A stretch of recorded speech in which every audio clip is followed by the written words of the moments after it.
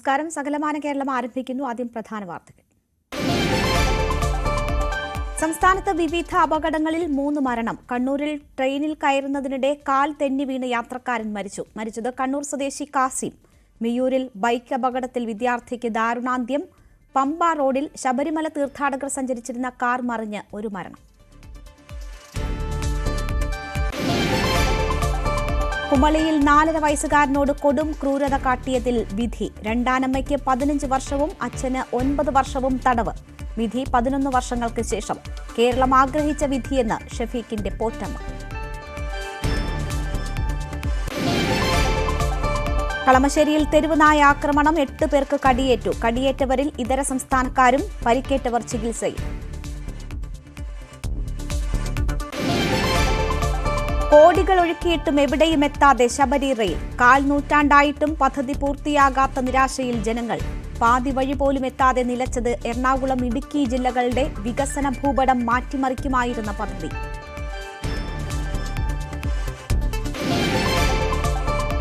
ലക്ഷങ്ങൾ മുടക്കി ഫ്ളാറ്റ് വാങ്ങിയവർ മൂക്കുപൊത്തി കഴിയേണ്ട അവസ്ഥ. സ്വീവേജ് ടാങ്കിലെ മലിനജലത്തിൽ പൊറുതിമുട്ടി കൊച്ചി കണിയാമ്പുഴയിലെ ഫ്ളാറ്റ് നിവാസികൾ. ദുർഗന്ധം കാരണം പുറത്തിറങ്ങാൻ കഴിയാത്ത അവസ്ഥ. കണ്ണൂരിൽ ട്രെയിനിൽ കയറുന്നതിനിടെ കാൽ തെന്നി വീണ് യാത്രക്കാരന് അന്ത്യം. കണ്ണൂർ സ്വദേശി കാസിമാണ് മരിച്ചത്. ഇന്റർസിറ്റി എക്സ്പ്രസിൽ കയറാൻ ശ്രമിക്കുന്നതിനിടെ പ്ലാറ്റ്ഫോമിനിടയിൽപ്പെട്ടാണ് മരണം. വൈകിട്ട് കണ്ണൂർ റെയിൽവേ സ്റ്റേഷനിലാണ് അപകടമുണ്ടായത്. മൃതദേഹം കണ്ണൂർ ജില്ലാ ആശുപത്രിയിലേക്ക് മാറ്റി.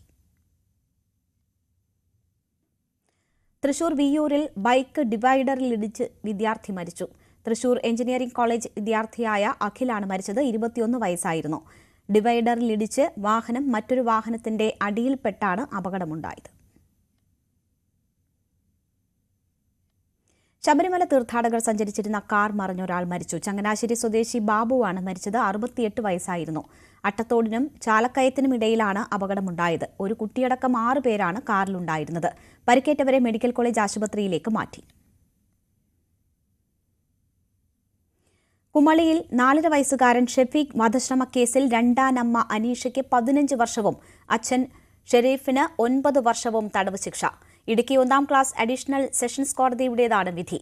അനീഷ 2 ലക്ഷം രൂപയും ഷെരീഫ് 50,000 രൂപയും പിഴയടയ്ക്കണമെന്ന് കോടതി വിധിച്ചു. വിധിയിൽ സന്തോഷമുണ്ടെന്നും കേരളം ആഗ്രഹിച്ച വിധിയെന്നുമായിരുന്നു ഷഫീഖിന്റെ പോറ്റമ്മ രാഗിണിയുടെ പ്രതികരണം. ഷഫീഖിനെ ക്രൂരമായി പീഡിപ്പിച്ച കേസിൽ അച്ഛൻ ഷെരീഫും രണ്ടാനമ്മ അനീഷയും കുറ്റക്കാരെന്ന് ഇടുക്കി 1-ാം ക്ലാസ് അഡീഷണൽ സെഷൻസ് കോടതി കണ്ടെത്തിയിരുന്നു. തുടർന്ന് ഉച്ചയ്ക്ക് ശേഷമാണ് ശിക്ഷ വിധിച്ചത്. 1-ാം പ്രതി ഷെരീഫിന് 9 വർഷം കഠിന തടവ് അനുഭവിക്കണം. 50,000 രൂപ പിഴയും അടക്കണം. 2-ാം പ്രതി അനീഷയ്ക്ക് 15 വർഷം തടവും 2 ലക്ഷം രൂപ പിഴയുമാണ് ശിക്ഷ. വിധി തൃപ്തികരമെന്ന് പ്രോസിക്യൂഷൻ പ്രതികരിച്ചു. ഷഫീഖിന് നീതി കിട്ടിയെന്ന് വിശ്വസിക്കുന്നു. ഈ കേസിൽ പ്രധാനമായിട്ടും 1-ാം പ്രതിക്ക് 326 IPC പ്രകാരം 7 വർഷം തടവും 50,000 രൂപ പിഴയും, അതുപോലെ തന്നെ 323 IPCക്ക് 1 വർഷം തടവും, JJ ആക്ട് പ്രകാരം 23 പ്രകാരം 1 വർഷം തടവും, 2-ാം പ്രതിക്ക് 307 IPC പ്രകാരം 10 വർഷം തടവും 2 ലക്ഷം രൂപയും പിഴയും, 324 IPC പ്രകാരം 3 വർഷം തടവും, 323 IPC പ്രകാരം 1 വർഷം തടവും, JJ ആക്ട് 23 പ്രകാരം 1 വർഷം തടവുമാണ് വിധിച്ചിരിക്കുന്നത്. സംഭവം നടന്ന് 11 വർഷങ്ങൾക്ക് ശേഷമാണ് കോടതി വിധി. ഷെരീഫിന്റെ ആദ്യ ഭാര്യയിലെ കുട്ടിയായ ഷഫീഖിനെ 2-ാം ഭാര്യ അനീഷ ഒഴിവാക്കണമെന്ന ഉദ്ദേശത്തോടെ ക്രൂരമായി പീഡിപ്പിച്ചെന്നാണ് കേസ്. മർദ്ദനത്തിൽ ഷഫീഖിന്റെ തലയ്ക്ക് മാരകമായി മുറിവേൽക്കുകയും ശരീരമാസകലം പൊള്ളലേൽക്കുകയും ചെയ്തിരുന്നു. കുട്ടിയുടെ നിലവിളി കേട്ട് ഓടിക്കൂടിയ അയൽവാസികളാണ് ഷഫീഖിനെ ആശുപത്രിയിലാക്കിയത്. വിധിയിൽ സന്തോഷമുണ്ടെന്ന് ഷഫീഖിന്റെ പോറ്റമ്മയായ രാഗിണി പ്രതികരിച്ചു. സന്തോഷമാണ് സാറേ.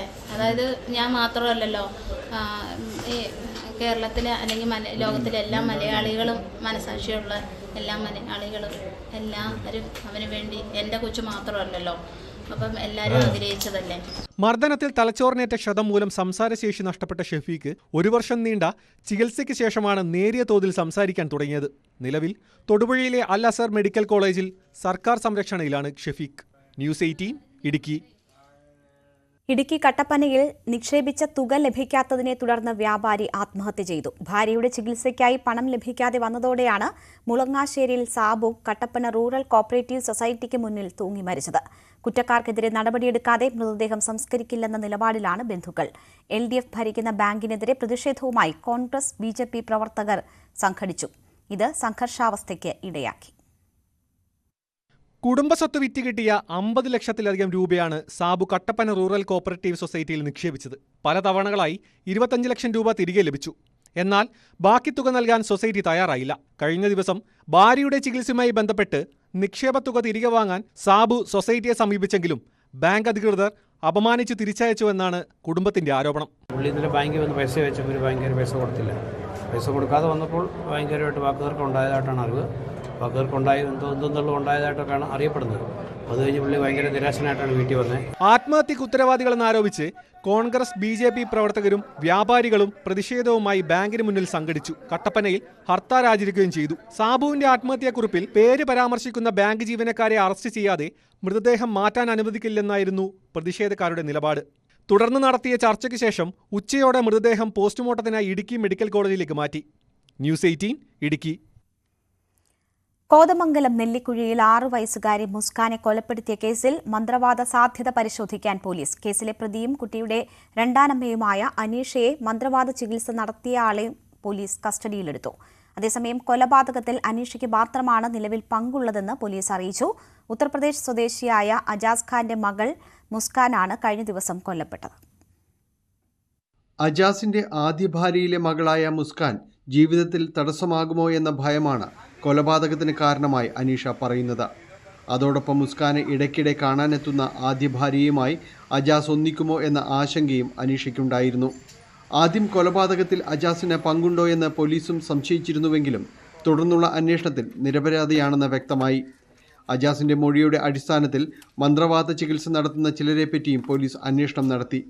ഇതിന്റെ അടിസ്ഥാനത്തിൽ നേരത്തെ അനീഷയെ മന്ത്രവാദ ചികിത്സ നടത്തിയ നൌഷാദിനെ കസ്റ്റഡിയിലെടുത്തു. കൊലപാതകവുമായി നിലവിൽ ഇയാൾക്ക് ബന്ധമുള്ളതായി കണ്ടെത്താനായില്ലെന്ന് പോലീസ് പ്രതികരിച്ചു. അജാസ് ഖാനിൻ്റെ രണ്ടാമത്തെ ഭാര്യയായിരുന്നു. സോ ഇപ്പോൾ കുറച്ച് സമീപകാലം ഈ അജാസ് ഖാനിൻ്റെ ആദ്യം ഭാര്യ ഇപ്പോൾ വെസ്റ്റ് ബംഗാളിലുണ്ട്. ആ ആദ്യം ഭാര്യ ഈ മരണപ്പെട്ട കുട്ടീനെ കുറിച്ച് അന്വേഷിക്കാൻ വേണ്ടി കുറേ തവണ വിളിച്ചിരുന്നു. സോ അതിനെക്കുറിച്ച് ജെലസി പോലെ ഒരു ഫീലിംഗ് ആയിരുന്നു. അത് നമുക്ക് ആദ്യമാണോ കിട്ടിയിട്ടുള്ള വിവരം. ഇന്നലെ രാവിലെയാണ് മുസ്കാനെ വീടിനുള്ളിൽ മരിച്ച നിലയിൽ കണ്ടെത്തിയത്. പോസ്റ്റ്മോർട്ടം റിപ്പോർട്ടിൽ കുട്ടിയെ ശ്വാസം മുട്ടിച്ച് കൊലപ്പെടുത്തിയതാണെന്ന് തെളിഞ്ഞതോടെയാണ് അന്വേഷണം മാതാപിതാക്കളിലേക്ക് തിരിഞ്ഞത്. രാത്രി ഭക്ഷണം കഴിച്ച് ഉറങ്ങാൻ കിടന്ന കുട്ടി രാവിലെ വിളിച്ചപ്പോൾ എഴുന്നേൽക്കുന്നില്ല എന്നായിരുന്നു ഇവർ പോലീസിനോട് പറഞ്ഞത്. പോസ്റ്റ്മോർട്ടം റിപ്പോർട്ട് പുറത്തു വന്നതിന് പിന്നാലെ ചോദ്യം ചെയ്യലിൽ അനീഷ കുറ്റം സമ്മതിക്കുകയായിരുന്നു. News 18 Kochi. Idukki government nursing കോളേജിലെ വിദ്യാർത്ഥികൾ മെഡിക്കൽ കോളേജിന് മുന്നിൽ പ്രതിഷേധിച്ചു. അടിസ്ഥാന സൗകര്യങ്ങൾ ലഭ്യമാക്കാത്തതിൽ പ്രതിഷേധിച്ചായിരുന്നു സമരം. ഹോസ്റ്റലിൽ ഇഴജന്തുക്കളുടെ ശല്യം മൂലം താമസിക്കാൻ കഴിയാത്ത അവസ്ഥയാണെന്ന് വിദ്യാർത്ഥികൾ പറയുന്നു. ഇടുക്കി ഗവൺമെന്റ് നഴ്സിംഗ് കോളേജിൽ ആകെ 120 വിദ്യാർത്ഥികളാണുള്ളത്. ഇതിൽ 97 പേരാണ് ഹോസ്റ്റലിൽ താമസിക്കുന്നത്. വേണ്ടത്ര അടിസ്ഥാന സൗകര്യമില്ലാത്ത സ്ഥലത്ത് പാമ്പ്, പഴുതാര തുടങ്ങിയ ഇഴജന്തുക്കളുടെയും എലിയുടെയും ശല്യം മൂലം കിടന്നുറങ്ങാൻ കഴിയാത്ത സ്ഥിതിയാണെന്ന് വിദ്യാർത്ഥികൾ പറയുന്നു. ഞങ്ങളിപ്പോൾ ഒരു പ്രൈവറ്റ് ഹോസ്റ്റലിലാണ് നിർത്തിയേക്കുന്നത്. അവിടെ ഞങ്ങളെ വളരെ മോശമായിട്ടുള്ള ഫുഡും കാര്യങ്ങളും, ഞങ്ങളുടെ സേഫ്റ്റി പോലും അവിടെ കറക്റ്റ് അല്ല. അതുകൊണ്ട് ഞങ്ങൾക്ക് വേണ്ടുന്നത് ഇപ്പോൾ ഒരു ഗവൺമെന്റ് ഹോസ്റ്റലാണ്. ഹോസ്റ്റലിലെ അസൗകര്യങ്ങൾ സംബന്ധിച്ച് നിരവധി തവണ അധികൃതരോട് പരാതിപ്പെട്ടു. ജില്ലാ കളക്ടറുടെ ശ്രദ്ധയിൽപ്പെടുത്തിയിട്ടും നടപടിയുണ്ടായില്ല. മന്ത്രി റോഷി അഗസ്റ്റിൻ വിളിച്ചു ചേർത്ത യോഗത്തിൽ ആവശ്യമായ സൗകര്യങ്ങൾ ഉടൻ ഒരുക്കുമെന്ന് പ്രഖ്യാപനമുണ്ടായി. എന്നാൽ പരിഹാരമായില്ല. തുടർന്നാണ് സമരത്തിലേക്ക് എത്തിയതെന്ന് വിദ്യാർത്ഥികൾ പറയുന്നു. ഒരു കോളേജ് തുടങ്ങാൻ, ഒരു നഴ്സിംഗ് കോളേജ് തുടങ്ങാൻ വേണ്ടിയിട്ടുള്ള ഏറ്റവും ബേസിക് ഫെസിലിറ്റീസ് പോലും ഞങ്ങൾക്കിവിടെ ഇതുവരെ അവൈലബിൾ ആക്കിയിട്ടില്ല. അതായത് കോളേജ് തുടങ്ങാൻ വേണ്ടിയിട്ടുള്ള ഒരു സ്ഥലം പോലും ഗവൺമെൻറ്റിന് എവിടാണെന്ന് ഇതുവരെ ഒരു ഐഡിയ ഇല്ല. ഞങ്ങളത് ചോദിക്കുമ്പോൾ 3 ഏക്കർ ഉണ്ട്, 4 ഏക്കർ ഉണ്ടെന്നൊക്കെ പറയും. അല്ലാതെ അത് എവിടാണ്, എങ്ങനെയാണെന്ന് പോലും കോളേജിലെ അധികൃതർക്കോ ഗവൺമെൻറ്റിനോ അറിയത്തില്ല. വൃത്തിഹീനമായ അന്തരീക്ഷവും ഭക്ഷണ രീതിയുമാണ് വിദ്യാർത്ഥികൾ ഉന്നയിക്കുന്ന മറ്റൊരു പരാതി. യാതൊരു ഗുണമേന്മയില്ലാത്ത ഭക്ഷണമാണ് ലഭിക്കുന്നതെന്നും ഈ സമരത്തോടെ അധികൃതരുടെ ശ്രദ്ധ ഉണ്ടായില്ലെങ്കിൽ അനിശ്ചിതകാലത്തേക്ക് പഠിപ്പ് മുടക്കിയുള്ള സമരം ആരംഭിക്കുമെന്നും വിദ്യാർത്ഥികൾ പറയുന്നു. ന്യൂസ് 18 ഇടുക്കി. സ്വീവേജ് ടാങ്കിൽ നിന്ന് പുറത്തേക്കൊഴുകുന്ന മലിനജലത്താൽ പൊറുതിമുട്ടി കൊച്ചി കണിയാമ്പുഴയിലെ ഫ്ളാറ്റ് നിവാസികൾ. ദുർഗന്ധം കാരണം പുറത്തിറങ്ങാൻ പോലും കഴിയാത്ത അവസ്ഥയിലാണ് ഫ്ളാറ്റിലെ 100-ലധികം വരുന്ന കുടുംബങ്ങൾ. പ്രശ്നത്തിന് ശാശ്വത പരിഹാരമുണ്ടാകുന്നതുവരെ പ്രതിഷേധം തുടരാനാണ് ഫ്ളാറ്റ് നിവാസികളുടെ തീരുമാനം. Vyttila Kaniyampuzha mystic height flat നിവാസികളുടെ ദുരിതം തുടങ്ങിയിട്ട് വർഷങ്ങളായി. ഫ്ളാറ്റ് നിർമ്മിച്ച ശ്വാസ് ഹോംസ് ബിൽഡേഴ്സ് ഫ്ളാറ്റിന്റെ ഉടമസ്ഥാവകാശവും നിയമപരമായ മറ്റ് രേഖകളും അസോസിയേഷന് ഇതുവരെയും കൈമാറിയിട്ടില്ല. മലിനജലം നിറഞ്ഞപ്പോൾ ഒരിക്കൽ മാത്രമാണ് സീവേജ് ടാങ്ക് വൃത്തിയാക്കിയത്. എന്നാൽ ഈ മലിനജലം ഒഴുക്കിക്കളഞ്ഞതാകട്ടെ തൊട്ടടുത്ത തോട്ടിലേക്ക്. എന്നാൽ നാട്ടുകാരുടെ പ്രതിഷേധത്തെ തുടർന്ന് പമ്പിംഗ് നിർത്തിവെച്ചു. ഫലമോ ഈ കാണുന്നത്.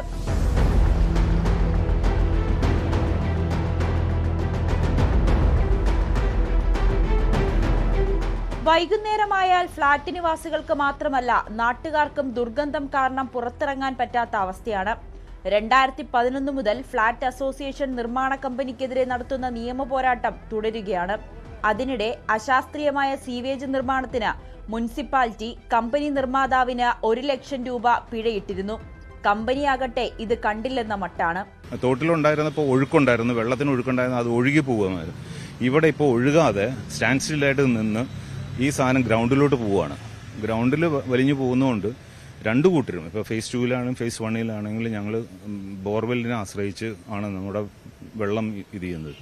എല്ലാത്തിലും ഈ കണ്ടാമിനേഷൻ ഉണ്ടാകാനുള്ള എല്ലാ സാധ്യതകളും. ഇപ്പം ഞങ്ങൾ എല്ലാ ആഴ്ചയിലും 2 പ്രാവശ്യമായിട്ട് വെള്ളം ടെസ്റ്റ് ചെയ്തുകൊണ്ടിരിക്കുകയാണ് ഫോർ അവർ സേഫ്റ്റി.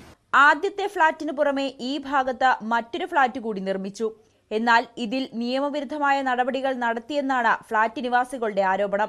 2 ഫ്ളാറ്റുകൾക്കും കൂടി പൊതുവായ സ്യൂവേജ് ടാങ്കാണ് നിർമ്മിച്ചത്. ഇതോടെ ടാങ്ക് നിറഞ്ഞു കവിയാൻ തുടങ്ങി. പലതവണ പരാതി പറഞ്ഞിട്ടും കമ്പനി ഉടമ ഭീഷണിപ്പെടുത്തിയെന്നും ഫ്ളാറ്റ് നിവാസികൾ പറയുന്നു. ന്യൂസ് 18 കൊച്ചി. മലപ്പുറം തിരൂർ കൂട്ടായിയിൽ ജനവാസ മേഖലയിൽ പുലി ഇറങ്ങിയെന്ന സംശയം. വളർത്തുമൃഗത്തെ പുലി കടിച്ചു കൊന്നതായി പരാതി. വനംവകുപ്പ് ഉദ്യോഗസ്ഥരെത്തി പരിശോധന നടത്തി. തിരൂർ കൂട്ടായിയിലാണ് ആടിനെ പുലി കടിച്ചു കൊന്നതായി പരാതിയുള്ളത്. ചെറിയകത്ത് കബീറിന്റെ വീട്ടിലെ ആടിനെയാണ് രാവിലെ കൂട് തുറന്നു നോക്കിയപ്പോൾ കൊന്നിട്ട നിലയിൽ കണ്ടെത്തിയത്.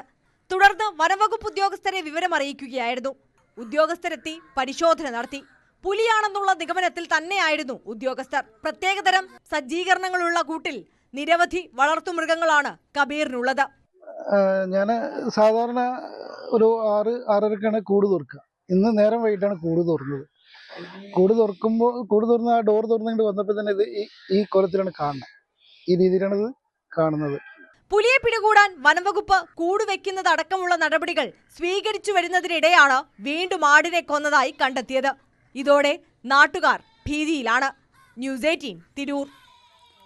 അതിരപ്പിള്ളിയിൽ ജനവാസ മേഖലയിൽ കാട്ടാന ഇറങ്ങി. തുടർച്ചയായ 15ാം ദിവസമാണ് മേഖലയിൽ കാട്ടാന ഇറങ്ങുന്നത്. വ്യാപകമായി കൃഷി നശിപ്പിച്ചു. പകൽ സമയത്തും ആന ജനവാസ മേഖലയിൽ തമ്പടിച്ചിരിക്കുന്നത് നാട്ടുകാരെ ഭീതിയിലാക്കുന്നു. ഏറെ നേരം അടുത്താണ് നാട്ടുകാർ ആനയെ തുരത്തിയത്. വിവരമറിയിച്ചിട്ടും വനംവകുപ്പ് ഉദ്യോഗസ്ഥർ എത്തിയില്ലെന്നും നാട്ടുകാർ പരാതിപ്പെടുന്നു.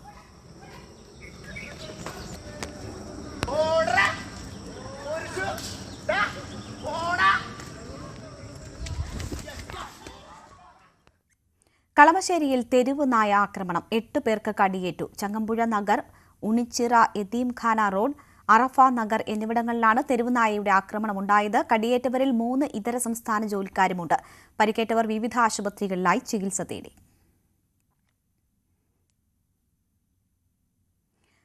വനം നിയമ ഭേദഗതി ബിൽ കരട് മാത്രമെന്നും ആശങ്ക വേണ്ടെന്നും വനം മന്ത്രി AK ശശീന്ദ്രൻ. ജനങ്ങളുടെ ന്യായമായ ഉത്കണ്ഠകൾക്ക് പരിഹാരം കാണുമെന്നും അദ്ദേഹം ന്യൂസ് 18നോട് പറഞ്ഞു.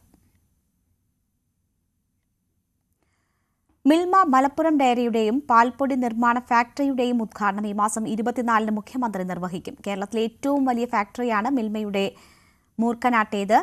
131.3 കോടി രൂപ ചിലവിട്ടാണ് നിർമ്മാണം പൂർത്തിയാക്കിയത്. ഇവിടെ 10 മെട്രിക് ടൺ ഉൽപാദനശേഷിയുണ്ട്. കോവിഡ് കാലത്ത് പാലധികം വന്നപ്പോൾ പാൽപ്പൊടിയാക്കാൻ തമിഴ്നാട് വിസമ്മതിച്ചത് മിൽമയെ പ്രതിസന്ധിയിലാക്കിയിരുന്നു. പാൽപ്പൊടി നിർമ്മാണ ഫാക്ടറിയുടെ ആവശ്യകത ബോധ്യപ്പെട്ട സാഹചര്യമായിരുന്നു അത്. ഇന്നിപ്പോൾ കേരളത്തിലെ തന്നെ ഏറ്റവും വലിയ അത്യാധുനിക സാങ്കേതിക വിദ്യയോടുകൂടിയ പാൽപ്പൊടി ഫാക്ടറിയാണ് മൂർക്കനാട് യാഥാർത്ഥ്യമാകുന്നത്. പ്രതിദിനം 1 ലക്ഷം ലിറ്റർ പാൽ പൊടിയാക്കി മാറ്റാനാകും. ഇതിനു പുറമെ മൂല്യവർദ്ധിത ഉൽപ്പന്നങ്ങളും ഇവിടെ നിർമ്മിക്കും. ക്ഷീരമേഖലയിൽ കേരളത്തിലെ സ്വകാര്യ പൊതു സഹകരണ രംഗത്ത് നിർമ്മാണം പൂർത്തിയാക്കിയ ഏറ്റവും വലിയ പദ്ധതിയാണിത്. ലോകത്തിലെ പ്രമുഖരായ ടെട്രാപാക്ക് കമ്പനിയാണ് ഫാക്ടറിയുടെ നിർമ്മാണം പൂർത്തിയാക്കിയത്. 131.3 കോടി രൂപയിൽ 15 കോടി രൂപ സംസ്ഥാന ക്ഷീരവികസന വകുപ്പിന്റെ വിഹിതമാണ്. 32.72 കോടി രൂപ അടിസ്ഥാന സൗകര്യ വികസന ഫണ്ടിൽ നിന്നും ബാക്കി മിൽമ മലബാർ മേഖലാ യൂണിറ്റിന്റെ വിഹിതവുമാണ്. ഇത് പാൽപ്പൊടി മാത്രമാക്കി സർപ്ലസ് മാനേജ് ചെയ്ത് പോയാൽ ഇത്രയും ഇൻവെസ്റ്റ്മെൻറ്റിൽ നമുക്ക് റിട്ടേൺ ഉണ്ടാവില്ല. അങ്ങനെയാണ് ഡയറി വൈറ്റ്നർ കൂടെ നമ്മൾ പലരും അറിയുമല്ലോ, നമ്മൾ ഉപയോഗിക്കുന്ന ചായയ്ക്ക് ഉപയോഗിക്കുന്ന പൊടി, ആ ഡയറി വൈറ്റ്നർ കൂടെ നമുക്ക് ഉണ്ടാക്കുന്നതിന് പ്ലാന്റും ഇതിൻ്റെ ഭാഗമായി ചേർത്തു. അതോടൊപ്പം തന്നെ അതിൻ്റെ കപ്പാസിറ്റി എന്ന് പറയുന്നത് 1,00,000 ലിറ്റർ ഒരു ദിവസം പാല് പൊടിയാക്കാൻ പറ്റാവുന്ന കപ്പാസിറ്റിയാണ് ഇവിടെ വെച്ചിട്ടുള്ളത്. 10 ടണ്ണ് നമുക്ക് പൊടിയാക്കാനായിട്ട് കഴിയും. മിൽമ മലപ്പുറം ഡയറിയുടെയും പാൽപ്പൊടി നിർമ്മാണ ഫാക്ടറിയുടെ ഉദ്ഘാടനം ഡിസംബർ 24 വൈകിട്ട് 4 മുഖ്യമന്ത്രി പിണറായി വിജയനാണ് നിർവഹിക്കുന്നത്. മൂർക്കനാട്ടെ മിൽമ ഡയറി ക്യാമ്പസിൽ നടക്കുന്ന ചടങ്ങിൽ മന്ത്രി ജെ ചിഞ്ചുറാണി അധ്യക്ഷത വഹിക്കും. മിൽമ ഡയറി വൈറ്റ്നറിന്റെ വിപണനോദ്ഘാടനം മന്ത്രി KN ബാലഗോപാലൻ നിർവഹിക്കും. പ്രതിപക്ഷ നേതാവ് VD സതീശൻ മുഖ്യാതിഥിയായി പങ്കെടുക്കും. പദ്ധതികളുടെ തുടക്കകാലത്ത് ക്ഷീരവികസന വകുപ്പ് മന്ത്രിയായിരുന്ന K രാജുവിനെ മന്ത്രി ബാലഗോപാലും അന്നത്തെ മിൽമ ചെയർമാനായിരുന്ന PT ഗോപാലകുറുപ്പിനെ പ്രതിപക്ഷ നേതാവ് VD സതീശനും ആദരിക്കും. ന്യൂസ് 18 മലപ്പുറം. വ്യാവസായിക തലസ്ഥാനമായ എറണാകുളം ജില്ലയുടെയും ഇടുക്കി അടക്കമുള്ള മലയോര മേഖലകളുടെയും വികസനത്തിൽ വലിയ പങ്ക് വഹിക്കുമെന്ന് കരുതിയ പദ്ധതിയാണ് ശബരി റെയിൽവേ പാത. ശബരി റെയിൽപാതയ്ക്ക് വേണ്ടി കോടികൾ ചെലവഴിച്ചുള്ള നിർമ്മാണ പ്രവർത്തനങ്ങളാണ് എറണാകുളം ജില്ലയിൽ നടത്തിയത്. 1/4 നൂറ്റാണ്ട് പിന്നിട്ടിട്ടും പദ്ധതി യാഥാർത്ഥ്യമാകാത്തതിന്റെ നിരാശയിലാണ് നാട്ടുകാർ. ശബരി റെയിൽപാതയ്ക്ക് വേണ്ടി ഒരുപക്ഷെ ഏറ്റവും കൂടുതൽ നിർമ്മാണ പ്രവർത്തനങ്ങളും കാര്യങ്ങളുമെല്ലാം നടന്നിരിക്കുന്നത് എറണാകുളം ജില്ലയിലും ആ പരിസരത്തുമെല്ലാമാണ്. ഇപ്പോഴുള്ള കാലടി റെയിൽവേ സ്റ്റേഷൻ ഇതിനുവേണ്ടി പണിതീർത്തതാണ്. വളരെ നേരത്തെ തന്നെ പണിതീർക്കപ്പെട്ട ഒന്നാണ്. അതോടൊപ്പം തന്നെ ട്രെയിൻ കടന്നു പോകുന്നതിന് വേണ്ടി പെരിയാറിന് കുറുകെ ഒരു പാലവും അങ്ങനെ തീർത്തിട്ടുണ്ട്.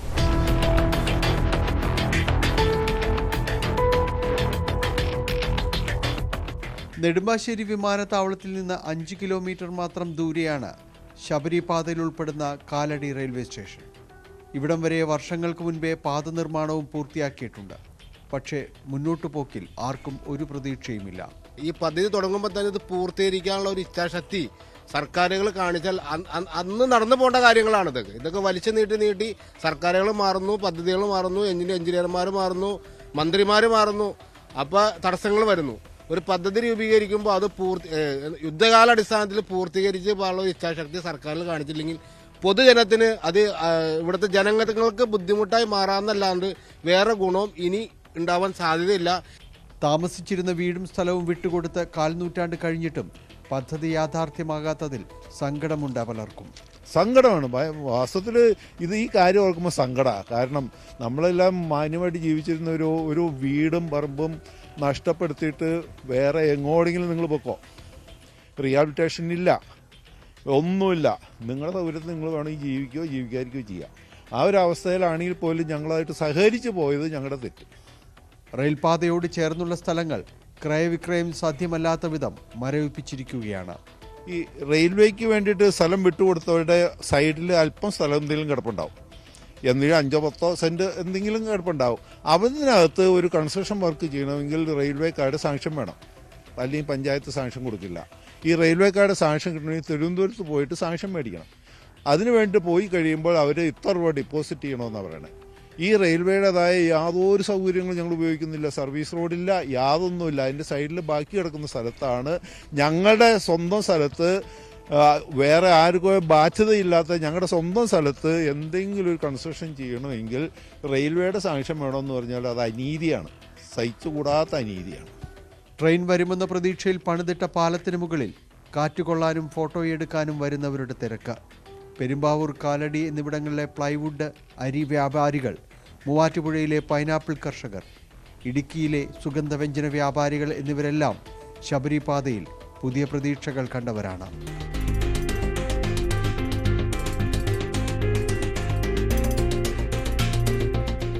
ശബരിപാത എന്ന് യാഥാർത്ഥ്യമാകുമെന്ന കാര്യത്തിൽ ആർക്കും ഒരു ഉറപ്പുമില്ല. പദ്ധതി വിഭാവനം ചെയ്ത കാലത്തേക്കാൾ കോടാനുകോടി രൂപയാകും ഇനിയത് പ്രാവർത്തികമാക്കാൻ. പരസ്പരമുള്ള പഴിചാരലുകൾ, ആരാണ് ഇതിനുത്തരവാദി എന്ന ചോദ്യത്തിന് ഒരിക്കലും ഒരു ഉത്തരവുമാകില്ല. ക്യാമറമാൻ ശ്യാംലാലിനൊപ്പം ഡാനി പോൾ, ന്യൂസ് 18 കൊച്ചി. പട്ടാമ്പി നെല്ല് ഗവേഷണ കേന്ദ്രത്തിന് 4 കോടി രൂപയുടെ പദ്ധതികൾക്ക് ഭരണാനുമതി ലഭിച്ചു. ജലസംഭരണിയും ജലസേചനത്തിനുമായാണ് പദ്ധതി ഒരുക്കുന്നത്. ശതാബ്ദി ആഘോഷ നിറവിലാണ് പട്ടാമ്പി നെല്ല് ഗവേഷണ കേന്ദ്രം. ഈ ഘട്ടത്തിലാണ് വികസന പ്രവർത്തനങ്ങൾക്കായി സർക്കാർ തുക അനുവദിച്ചത്. ജലസംഭരണിയും ജലസേചന സൗകര്യവും ഒരുക്കുന്നതാണ് പദ്ധതി. നെല്ലിനു പുറമെ പയർവർഗ്ഗങ്ങളിലും പച്ചക്കറി കൃഷിയിലും ഗവേഷണം നടത്തുകയും വിത്തുൽപാദനം ഉൾപ്പെടെയുള്ള പ്രവർത്തനങ്ങൾ നടത്തുകയും ചെയ്യുന്ന കേന്ദ്രത്തിൽ ജലലഭ്യതയ്ക്ക് പ്രതിസന്ധികൾ ഉണ്ടാകുന്ന സാഹചര്യത്തിലാണ് പദ്ധതി. നേരത്തെ ബഡ്ജറ്റിൽ ഉൾപ്പെടുത്തിയിട്ടുള്ള ജലസംഭരണിയും ജലസേചന പദ്ധതിയും എന്ന് പറയുന്ന ഇതിന് 4 കോടി രൂപ ബഡ്ജറ്റിൽ ഉൾപ്പെടുത്തിയിരുന്നു. അതിൻ്റെ മറ്റെല്ലാം എസ്റ്റിമേറ്റ് എടുക്കുകയും മറ്റെല്ലാം കഴിഞ്ഞുകൊണ്ട് ഇപ്പോൾ അതിന് ഭരണാനുമതി ലഭിക്കുകയും അതിൻ്റെ TSലേക്ക് കടക്കുകയും ചെയ്യുകയാണ്. ടെൻഡർ ഉടനെ തന്നെ ചെയ്തുകൊണ്ട് നിർമ്മാണം ആരംഭിക്കാൻ കഴിയുന്ന രീതിയിലേക്കാണ് നമ്മൾ പോകുന്നത്. കേരള ഇറിഗേഷൻ ഇൻഫ്രാസ്ട്രക്ചർ ഡെവലപ്മെന്റ് കോർപ്പറേഷനാണ് നേതൃത്വം നൽകുന്നത്. ന്യൂസ് 18 പട്ടാമ്പി. 10ാമത് President's Trophy Champions Boat League ജലോത്സവം നാളെ നടക്കും. ഉച്ചയ്ക്ക് 2 മുതൽ അഷ്ടമുടി കായലിലാണ് വള്ളംകളി നടക്കുന്നത്. ഒരുക്കങ്ങൾ പൂർത്തിയായതായി കളക്ടർ അറിയിച്ചു. 3 ട്രാക്കുകളിലായി 9 ചുണ്ടൻ വള്ളങ്ങളും 10 ചെറുവള്ളങ്ങളുമാണ് പങ്കെടുക്കുന്നത്. തേവള്ളി കൊട്ടാരത്തിന് സമീപത്ത് നിന്നുള്ള സ്റ്റാർട്ടിംഗ് പോയിന്റ് മുതൽ KSRTC ബസ് സ്റ്റാൻഡ് സമീപത്തെ ബോട്ട് ജെട്ടി വരെയാണ് മത്സരം നടക്കുക. ക്രിസ്മസ് ന്യൂ ഇയർ തിരക്കിനിടെ കൊച്ചുവേളി മംഗളൂരു സ്പെഷ്യൽ ട്രെയിൻ റദ്ദാക്കി. 26, 28 തീയതികളിൽ കൊച്ചുവേളിയിലേക്കുള്ള സർവീസും 27, 29 തീയതികളിൽ മംഗളൂരുവിലേക്കുള്ള സർവീസുമാണ് റദ്ദാക്കിയത്. 100 മുകളിൽ വെയിറ്റിംഗ് ലിസ്റ്റ് ഉണ്ടായിരുന്ന സർവീസാണ് റദ്ദാക്കിയിരിക്കുന്നത്. മംഗളൂരുവിൽ നിന്നും തിരിച്ചുമുള്ള യാത്രക്കാർക്ക് ഏറെ ആശ്വാസമായിരുന്ന സർവീസാണിത്. അവധിക്കാല തിരക്ക് മൂലം ടിക്കറ്റ് കിട്ടാനില്ലാത്ത സമയത്ത് ട്രെയിൻ റദ്ദാക്കാനുള്ള തീരുമാനം യാത്രക്കാരെ വലിക്കുകയാണ്. കലാഭവൻ മണി ദൃശ്യമാധ്യമ പുരസ്കാരം ന്യൂസ് 18. ഭവ്യ പാർവതിയാണ് മികച്ച വാർത്താ അവതാരക. ന്യൂസ് 18 സംപ്രേഷണം ചെയ്യുന്ന ക്രൈം പ്രോഗ്രാമായ പോലീസ് പട്രോളിന്റെ അവതാരകൻ ടോം കുര്യാക്കോസും അവാർഡിന് അർഹനായി. മികച്ച അഭിമുഖ പരിപാടിയായി അപർണ കുറുപ്പ് അവതരിപ്പിക്കുന്ന Q18 തെരഞ്ഞെടുക്കപ്പെട്ടു. ജനുവരി 1 കലാഭവൻ മണിയുടെ 54ാം ജന്മദിനത്തോടനുബന്ധിച്ച് ആറ്റിങ്ങലിൽ നടക്കുന്ന ചടങ്ങിൽ പുരസ്കാരങ്ങൾ സമ്മാനിക്കും.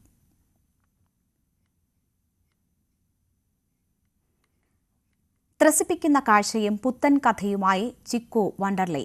പ്രമുഖ CGI റൈഡ് റയോണാണ് adventures of Chikku wild ride ഒരുക്കിയിരിക്കുന്നത്. രാജ്യത്തെ വണ്ടർലയുടെ 4 അമ്യൂസ്മെന്റ് പാർക്കുകളിലും റൈഡ് ആസ്വദിക്കാനാകും. ആധുനിക സ്കേറ്റ് ബോർഡിൽ അറിയാതെ കയറിപ്പോയ ചിക്കുവും സുഹൃത്തും അവരുടെ ത്രസിപ്പിക്കുന്ന യാത്രയാണ് അഡ്വഞ്ചേഴ്സ് ചിക്കു വൈൽഡ് റൈഡിലുള്ളത്.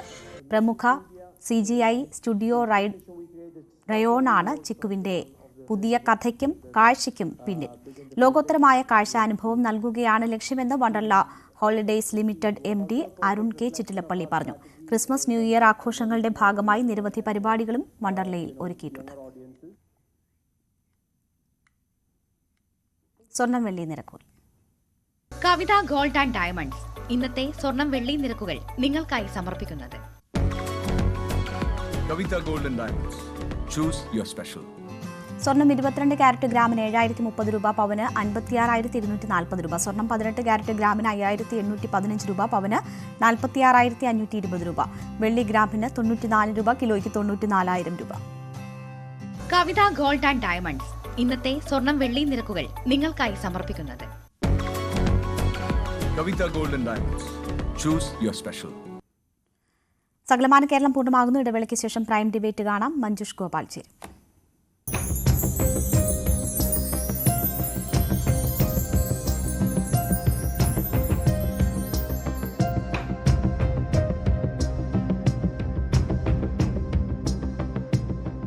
MT